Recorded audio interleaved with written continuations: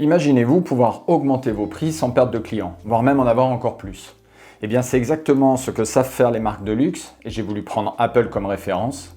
Et dans cette vidéo, nous allons regarder toutes les stratégies et les secrets qu'ils appliquent pour pouvoir les transposer dans nos entreprises du bâtiment. Vous allez apprendre à valoriser votre travail, à attirer une clientèle plus haut de gamme, à évidemment augmenter vos marges. Nous allons voir toutes les stratégies utilisées par Apple pour attirer plus de clients tout en vendant plus cher. En bonus, à la fin de cette vidéo, je vous expliquerai l'élément clé qui fait que vos clients seraient prêts à payer plus cher votre travail alors qu'ils disposent d'autres devis de concurrents qui sont moins chers que vous.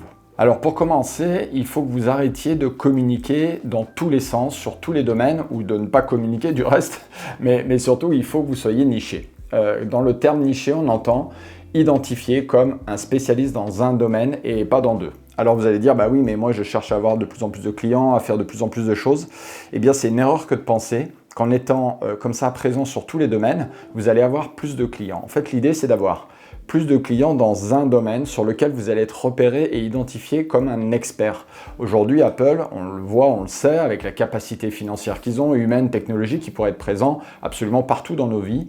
Et pour autant, ils ne le sont pas. Ils sont spécialisés dans des domaines, dans l'ordinateur, dans le téléphone, dans les montres connectées.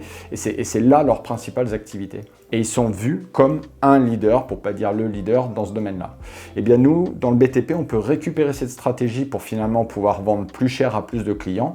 C'est en étant identifié comme l'artisan incontournable de telle marque de chaudière, par exemple pour les plombiers, ou de tel système de domotique pour les électriciens, ou pour les bâtiments de France, les bâtiments d'art, pour, admettons, les charpentiers, et ainsi de suite pour tous les métiers, c'est-à-dire repérer soit une marque, soit un savoir-faire que vous avez, soit quelque chose que vous voulez développer parce que vous en avez la passion, et évidemment l'expertise, mais c'est rarement le problème dans l'artisanat du bâtiment que d'avoir un problème de technique métier. C'est souvent un problème d'identification, de savoir pour quelle spécialité vous êtes finalement incontournable et le leader. Pour éviter d'être un généraliste, même si vous proposez une multitude de choses, il est extrêmement intéressant de pouvoir être vu comme un leader parce que sur ce domaine-là, eh bien, en faisant valoir une expertise et en l'ayant bien évidemment, eh bien, vous allez pouvoir vendre plus cher, vous allez vendre finalement plus facilement parce que vous allez évincer la concurrence. Les gens aujourd'hui aiment acheter les services de quelqu'un de spécialiste dans un domaine. Deuxièmement, il faut que vous ayez une image, une identification visuelle professionnelle. On ne peut plus aujourd'hui se balader avec des vêtements hyper crades, un fourgon complètement déglingué, comme ça, et aller voir ses futurs clients dans ces conditions-là. Aujourd'hui, si vous voulez toujours, dans l'idée de vendre plus cher, il faut que vous montriez, on va dire, le meilleur côté de votre entreprise dans une communication qui soit connue, qui soit repérable, c'est-à-dire avec un logo, avec une charte graphique, des éléments simples aujourd'hui avec un site, pour ne pas le citer, comme Canva. Vous avez accès, grâce à cette plateforme internet, à peu près tout ce qui peut être fait en termes de communication. Vous pouvez faire des flyers, vous pouvez faire des cartes, vous pouvez faire de la communication sur les réseaux, vous pouvez communiquer facilement. Franchement, l'abonnement annuel, il est pas grand-chose. Et ça vous permet comme ça d'avoir un outil numérique. Si vous aimez l'informatique, évidemment, et que ça vous intéresse de le faire, parce que sinon, vous pouvez travailler avec des gens qui sont spécialistes, bien sûr, dans ce domaine. Mais l'idée, c'est quoi? C'est d'avoir une identification visuelle qui soit propre, qui soit récurrente sur vos devis, sur vos fourgons, oui, sur vos t-shirts, sur votre veste, de pouvoir communiquer comme ça très simplement, pas la peine d'y mettre des fortunes, on est bien d'accord, mais faire quelque chose de propre où sur le chantier, vos gars ont le t-shirt de l'entreprise, vous allez en rendez-vous avec un logo qui est posé sur votre veste, sur votre chemise, peu importe, ça dépend comment vous habillez. Ça n'a aucune importance, la façon dont on s'habille, mais par contre, ce qui est important, c'est d'être identifiable. Il n'y a pas longtemps, ma femme est allée dans une grande surface et elle me dit j'ai vu les gars de l'entreprise avec leur t-shirt, ainsi de suite. C'est amusant de voir finalement comme on peut communiquer sans le vouloir très facilement, dans la mesure où justement on est à peu près propre sur soi, qu'on ne fait pas n'importe quoi et qu'il y a une logique de communication pour que le logo qui est vu par exemple sur le dos d'un des gars avec son t-shirt puisse être retrouvé facilement sur internet, puisse être retrouvé facilement sur un fourgon, et comme ça ça, il y a inconsciemment une vision marketing de votre entreprise qui s'installe sur le secteur dans lequel vous évoluez. Pour preuve, hein, bon, j'allais oublier de le citer, mais si on parle d'Apple, je sais que vous savez quel est le logo d'Apple, tout le monde le connaît, et c'est vrai qu'il est identifié assez facilement, parce que comme ça, il est présent absolument partout dans la communication. Troisièmement, il est intéressant pour pouvoir vendre plus cher de finalement rendre l'expérience du client beaucoup plus VIP, beaucoup plus haute. Comment est-ce qu'on peut faire ça? Eh bien là, il faut faire preuve d'un peu d'imagination. L'idée, c'est quoi? Vous voyez, par exemple, pour revenir sur Apple, aujourd'hui, vous achetez un téléphone, eh bien le packaging est hyper important. Quand vous recevez la boîte, vous ouvrez, tout est filmé, propre, voilà, ça dégage déjà quelque chose de haut de gamme avant même d'avoir l'outil dans les mains. Eh bien nous, dans le bâtiment, c'est plutôt l'expérience client qui doit être valorisée à ce niveau-là. C'est-à-dire, qu'est-ce que vous pouvez apporter au client, par exemple, quand il vient dans vos bureaux, que ça soit à peu près propre aussi, que ça ne soit pas un foutoir dans tous les sens avec des prospectus ou des fournitures que vous devez pousser sur le bureau pour pouvoir discuter avec vos clients, proposer un café, vous voyez, être commerçant un petit peu, accueillant bien évidemment, et puis peut-être proposer des choses que les autres ne proposent pas.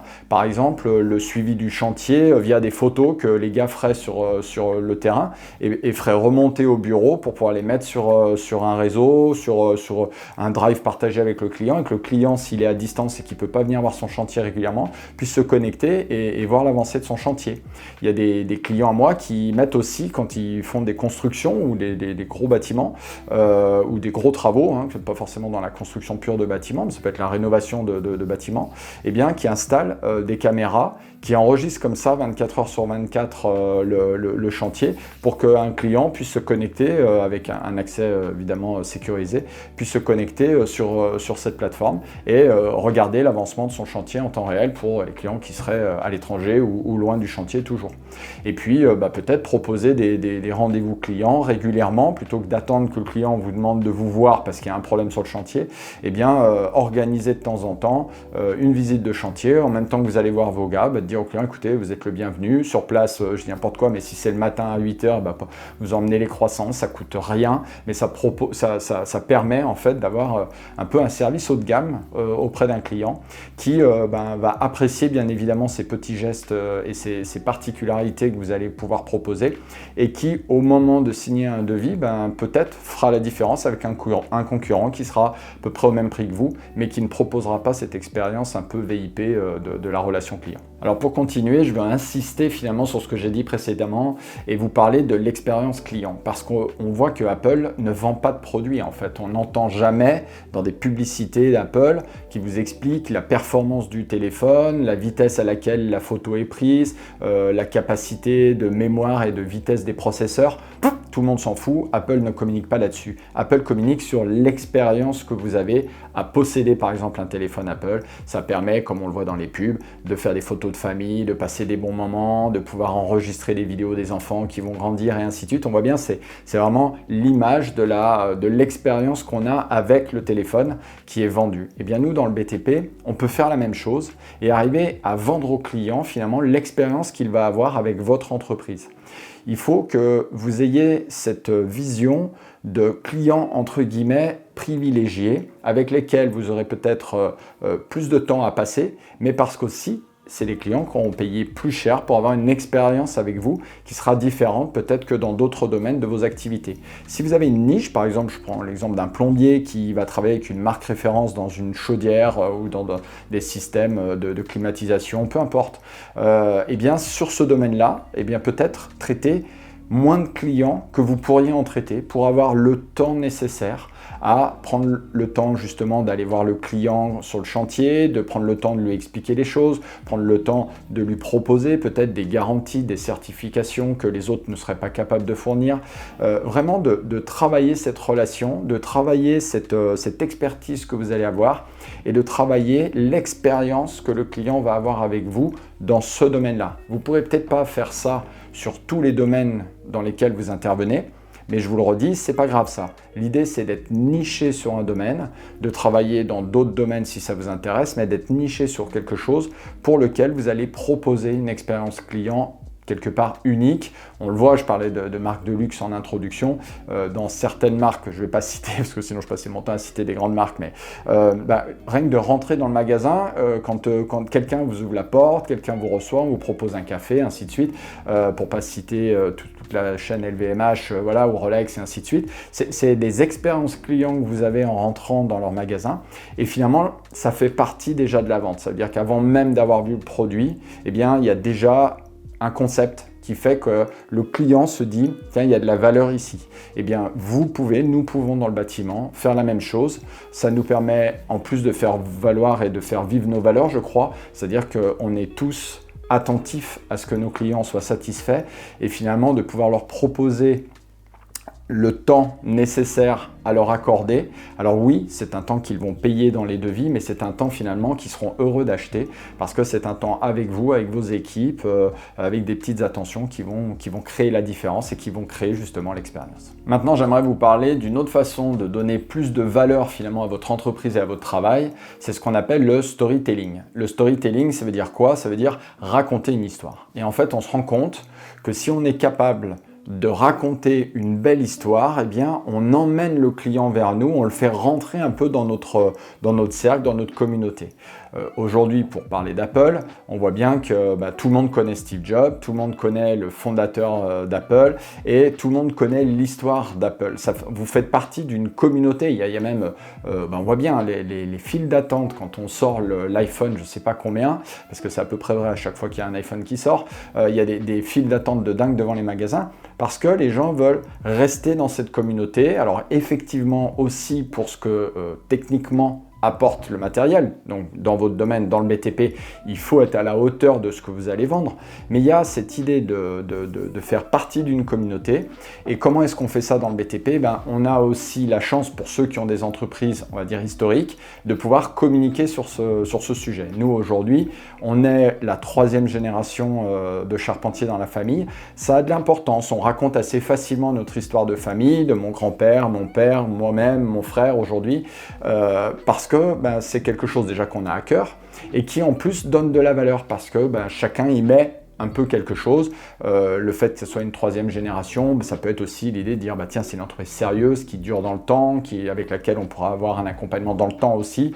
Voilà, et ça marche très bien. Après, si vous avez des contrats d'entretien, ainsi de suite, si les gens se disent tiens, il faut que je garde un lien avec cette entreprise parce que ma chaudière, je vais la faire réviser tous les ans. Si vous avez la capacité de raconter une histoire, alors je vous parle d'une histoire historique dans ce cas-là, mais qui va donner finalement une sorte de solidité à votre entreprise, mais ça peut être aussi une histoire plus personnelle de qui vous êtes, d'où vous venez, comment vous vous êtes construit, comment est née cette entreprise, de sortir uniquement de la technique et du métier que vous pratiquez pour finalement raconter votre histoire, vous dévoiler un peu. Alors en faisant ça, vous allez pouvoir aussi parler de vos valeurs, vous allez pouvoir parler de vos engagements, que ce soit des engagements, on va dire, de grande envergure sur des associations humanitaires ou des choses comme ça, ou des associations beaucoup plus locales, de pouvoir raconter finalement votre histoire personnelle et l'histoire de l'entreprise. Qu'est-ce que ça permet? Ça permet d'avoir des gens qui n'en ont rien à faire et même vont ne pas aimer votre histoire et qui ne travailleront pas avec vous.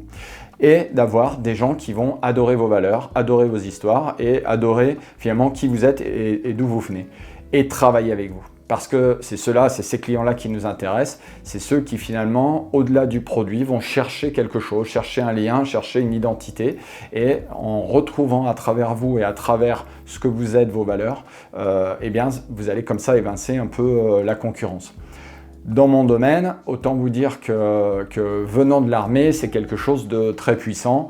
De ma vision, là, vous voyez, ça c'est mes valeurs. C'est-à-dire que là, moi, il n'y a pas longtemps, je crois que ça date d'avant-hier même, j'ai quelqu'un qui m'a appelé en me disant « Tiens, j'ai vu une pub, machin, ainsi de suite, peu importe », et qui me dit « Je suis militaire et j'aimerais ton avis sur quelque chose ». Et le fait qu'il soit un militaire comme moi ou un ancien militaire comme moi, ça crée une connexion. Alors que d'autres, peut-être, qui, juste là, en écoutant cette vidéo et en comprenant que je suis un ancien militaire, eh bien, vont se dire, bah, les militaires, c'est tous des cons, machin, donc je veux pas bosser avec lui et va couper la vidéo. C'est ok. Je veux dire, l'idée, c'est de ne pas mentir, c'est d'être honnête, d'être sincère, de pas vous raconter d'histoire, on est bien d'accord, hein, on raconte son histoire, on se raconte pas une histoire et on raconte pas n'importe quoi à n'importe qui, n'importe comment. Mais l'idée, c'est en étant sincère, eh ben, vous allez comme ça pouvoir matcher avec des gens qui vont vous ressembler. Et il y a un énorme avantage à ça, comme je vous le disais, c'est que vous allez pouvoir éliminer une part de concurrence, parce que qu'on soit clair, ça va peut-être vous paraître bête, mais moi, si demain je dois choisir quelqu'un pour travailler avec et que le gars c'est un ancien militaire, pour peu qu'il vienne de mon école militaire, vienne d'histoire, c'est plié quoi. En gros, je vais travailler avec lui, même s'il est plus cher, parce que je sais qu'on partage des valeurs, on partage une partie de notre vie, par exemple, pour ce qui est de l'école militaire, et ça a de l'importance pour moi. Ça s'explique pas, c'est comme ça, c'est humain. Donc pour vous aussi, eh ben, c'est important de poser vos valeurs. Et l'autre intérêt à ça, c'est que quand vous travaillez avec des clients qui ont vos valeurs, eh ben vous avez beaucoup moins de problèmes après au cours du chantier et à vous faire payer. Et justement, si vous cachez vos valeurs et que vous cachez qui vous êtes ou que vous faites semblant d'être quelqu'un d'autre, vous allez attirer des clients et des gens qui ne vous ressemblent pas, qui ne partagent pas vos valeurs et avec qui vous êtes à peu près sûr, vous allez avoir des problèmes sur vos chantiers et des problèmes à vous faire payer. Donc finalement, de ma vision, c'est quelque chose d'important à faire et de très intéressant à faire parce que ça va éliminer les gens avec qui vous allez avoir des problèmes et ça va plutôt attirer les gens qui finalement, comme vous, partagent les mêmes valeurs que vous et avec qui ça va être facile de travailler, facile de commercer, voire même facile de vendre plus cher ses prestations. Alors une fois qu'on a compris tout ça, eh bien, il y a quelque chose qui est encore plus puissant finalement que de communiquer, de prendre soin de vos clients, ainsi de suite, c'est que ce soit vos clients à vous qui parlent de votre entreprise plutôt que vous n'ayez à le faire. On voit qu'Apple, pour le coup, a bien réussi son coup parce qu'aujourd'hui, les gens qui sont Apple sont la plupart du temps, ils ne pensent qu'à cette marque-là, ils ne regardent même pas ce que font les autres marques concurrentes. Parce que, en fait, ce qu'ils proposent a fait que ça a attiré des clients qui ont leurs valeurs, qui ont leur vision. Pour les plus vieux comme moi, je me rappelle des Mac parce que je suis vraiment vieux. J'ai vu arriver donc sur le marché, on va dire, les Mac et les IBM, quoi, hein, pour pas les citer. Et cette concurrence qu'il y avait, avec deux mondes qui étaient distincts, qui finalement avaient des valeurs différentes. Il y avait un monde qui voulait rester ouvert à ceux qui voulaient programmer, bidouiller, ainsi de suite, et puis Apple qui a voulu fermer complètement le système. On ne peut pas rentrer à l'intérieur de son système, mais par contre, c'est une expérience client facile pour des clients qui veulent utiliser le produit, point, sans se prendre la tête, avec quelque chose qui fonctionne très bien, et ainsi de suite. On a des clients différents, on a des expériences clients différentes, on a des valeurs différentes, donc finalement, il y a bien un marché pour tout le monde, hein, on est d'accord. Mais derrière, l'idée, c'est que les gens étant satisfaits de ce qu'ils ont, parce que ça correspond à leurs valeurs et à ce qu'ils attendent du produit, eh bien, ils communiquent là-dessus. Et c'est vrai que Apple a une communauté de gens qui sont complètement adeptes de la marque et qui ne cherchent, comme je disais, absolument rien d'autre que cette marque-là. Comment est-ce qu'on peut faire ça dans le BTP? Eh bien, en ayant plusieurs stratégies là aussi. L'une d'entre elles, c'est de créer un effet waouh avec votre client. C'est-à-dire que quand un client achète quelque chose à un prix donné en pensant avoir un niveau de qualité donné, ce qui est très important, c'est que ce que vous avez vendu soit finalement moins bien que ce que vous allez réellement faire. Et ça, c'est quelque chose de très puissant, c'est-à-dire que d'être capable de garder des cartes dans votre poche, c'est-à-dire de vendre votre travail, de vendre votre expérience client, de communiquer, comme on l'a déjà expliqué au cours de cette vidéo, mais de finalement garder quelques atouts, pourquoi pas à la fin d'un chantier, un petit cadeau, un petit quelque chose pour remercier, un kit d'entretien, ça dépend dans quel métier vous êtes, mais d'offrir quelque chose au client à la fin du chantier, ou un bon, quelque part, vous faites des constructions de maison, d'offrir un petit bon d'achat à une marque je sais pas moi, Maison du Monde, pour pas les citer, ou voilà, des marques qui permettent comme ça d'agencer un peu ce lieu. En tout cas, de créer une expérience client qui fasse que le client a choisi qui vous étiez pour vos valeurs, pour la qualité de votre travail, ainsi de suite, a vécu l'expérience VIP que je vous citais précédemment. Et quand il pense en fait que waouh, c'était super, merci beaucoup, en gros ce que j'ai payé, je l'ai bien eu, et bien vous en remettez une couche et vous proposez encore quelque chose qui fasse que, pour le coup, ça surpasse ses attentes. C'est exactement ce qu'a fait Apple avec ses téléphones qui, aujourd'hui, pour le coup, le dernier qui m'a parlé, avoir acheté le dernier iPhone, m'a parlé de la qualité des photos. M'a pas parlé du tout du téléphone. M'a dit, moi, je l'ai acheté parce que les photos, voilà. Donc, en fait, on voit bien que le téléphone d'Apple, finalement, aujourd'hui, c'est plus le sujet. C'est ce qui est proposé à côté. Bien, peut-être que nous, dans le BTP, sans être aussi, on va dire, à l'écart par rapport à ce qu'on fait, c'est-à-dire que si on vous achète une toiture, il ne s'agit pas peut-être de dire la toiture on l'a fait vite fait, mais je vous repeindre la façade, vous voyez, ça n'a aucun sens. Mais l'idée c'est de dire je fais bien mon métier, mais en plus je propose quelque chose au client, comme je vous disais, une petite attention, ou alors un partenariat, ça peut être intéressant aussi, ce qu'on appelle l'affiliation. Moi, je trouve ça intéressant parce que je trouve ça gagnant-gagnant. C'est-à-dire que vous proposez à vos clients qui vous emmèneraient de nouveaux clients de les rémunérer si vous avez signé avec le nouveau client. Parce que finalement, le client satisfait qui communique sur vous et votre travail et votre entreprise va être le meilleur de vos commerciaux, ça c'est certain. Et d'être en capacité de le remercier. Il y a plusieurs façons, hein, pas forcément que de l'argent, mais ça peut être des bons d'achat, ça peut être des cadeaux, ça peut être des choses qui sont formalisées. Hein, ça rentre dans un cadre précis, hein, on ne fait pas ça n'importe comment. Par contre, dans une entreprise, quand on remercie, on rétribue un client qui vous a apporté un autre client. Mais si ça vous intéresse, dites-le moi et je vous en parlerai plus précisément dans une autre vidéo. Mais dans cette idée-là, vous pouvez remercier vos clients qui vous ont apporté des clients. Pourquoi? Parce que vous allez faire des économies, il ne faut pas se mentir aussi, ce que ça coûte de communication, ce que ça coûte de marketing, ce que ça coûte de rendez-vous clients pour finalement intéresser le client à votre entreprise et à vos produits. Eh bien, c'est un temps qui n'est pas à passer parce que le copain a envoyé un client et hop, cette personne vient directement vers vous, presque déjà convaincu. Et pour revenir sur le sujet de la communauté et des valeurs, eh bien, vous verrez que si vous partagez vos valeurs, si vous communiquez très honnêtement et très sincèrement, vous allez vous retrouver comme ça avec des communautés qui vont se former autour de vous. Je prends un exemple, par exemple, nous, notre papa a été pompier de Paris, et le fait d'avoir été pompier de Paris, on a quelques connaissances liées à ce monde-là, il nous en a beaucoup parlé, et ça nous a permis comme ça de travailler avec un pompier, parce que quand il est venu, dit tiens, notre père était pompier de Paris, et ainsi de suite, ça permet de créer un lien, c'est sympa, c'est un lien honnête, en plus c'est pas nous qui sommes allés chercher ce pompier, c'est lui qui était venu en premier à nous, et on partageait ça, tout simplement. Il était satisfait, on a travaillé avec lui, on lui a fait sa maison. Et en fait, un pompier, quand il est on pose, qu'il est au boulot mais qu'il est à la caserne, qu'est-ce qu'il fait? Il discute avec ses collègues et en fait il partage ses expériences et il parlait de nous. Et ce qui fait qu'on a fait comme ça, alors on n'a pas compté, mais je vous assure qu'on a dû faire au moins 4, 5, 6 maisons faciles, des travaux, j'en parle pas, pour des pompiers. Parce que le pompier a dit à son copain est venu nous voir et ainsi de suite. Et en fait vous restez comme ça dans un monde de valeurs, parce que là pour le coup c'est même facile de commercer, puisque militaire, pompier, vous voyez, on partage toutes ces valeurs-là, mon frère étant aussi un ancien militaire. Et finalement, ça crée des expériences, on va dire, faciles. Nous, on remercie les clients qui nous apportent des clients. Comme ça, ça nous permet de facilement, on va dire, avoir de nouveaux clients qui finalement partagent nos valeurs, qui connaissent déjà un peu notre entreprise, qui savent pourquoi, en fait, ils poussent la porte du bureau et viennent comme ça travailler avec nous. Alors pour ceux qui sont restés jusqu'à la fin de cette vidéo, comme promis, je vais vous parler de ce qui est l'élément clé qui permet de vendre plus cher à plus de clients. Quand je dis plus cher, c'est pas qu'on vend un produit qui pourrait être vendu moins cher, plus cher, c'est qu'on vend une prestation qui est de plus haut de gamme. On vend un service, on vend une expérience client qui est plus haut de gamme et ça nous permet évidemment de la vendre plus cher et d'avoir plus de clients parce qu'il y a ces clients qui cherchent absolument à être sûrs d'investir dans leurs dépenses et non pas de dépenser bêtement, c'est-à-dire d'en avoir pour leur argent. Ils préfèrent mettre plus d'argent mais d'être sûr d'en avoir pour leur argent. Moi, je suis parfaitement ce genre de client. Je regarde rarement le moins cher, je ne regarde pas le prix en premier. Je regarde justement quelle valeur moi je donne à ce qu'on est en train d'essayer de me vendre ou à ce que j'ai besoin d'acheter. Et en fonction, je définirai avec qui je travaille.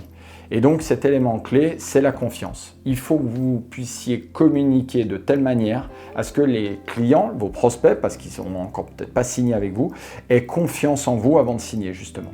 Comment on fait ça? Eh bien, C'est simple, la confiance, ça s'acquiert, c'est pas quelque chose que vous pouvez finalement demander ou donner, c'est quelque chose que le client va venir vous donner, il va vous donner sa confiance. Comment est-ce qu'il va donner sa confiance?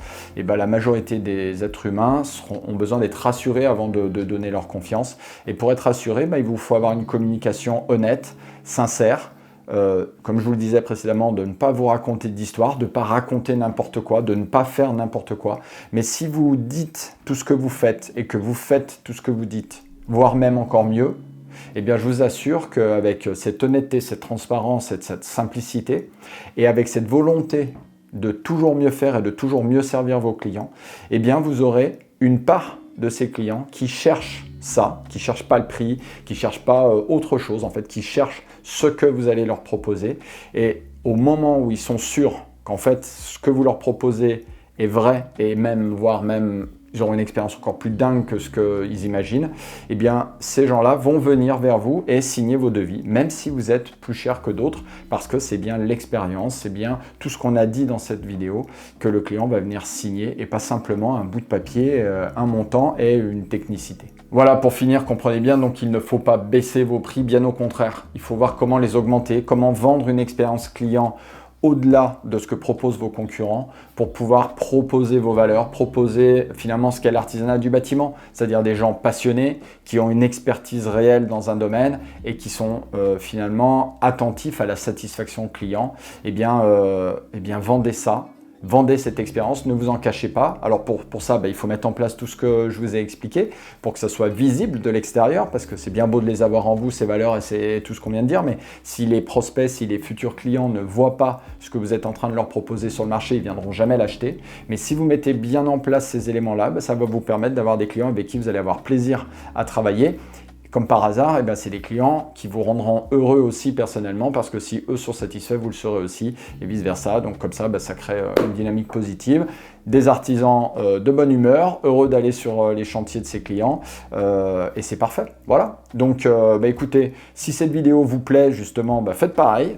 Je vous laisse la partager, communiquer auprès d'autres artisans. Faites la promotion de ma chaîne, je me permets de vous le demander, mais c'est aussi une de mes volontés que de développer cette chaîne YouTube pour qu'il y ait un maximum d'artisans en France qui puissent finalement bénéficier de conseils qui, je l'espère, leur seront utiles, vous seront utiles et vous permettront d'être plus heureux et plus rentables dans votre travail. D'ici la prochaine vidéo, je vous souhaite une bonne continuation, prenez soin de vous et à très bientôt.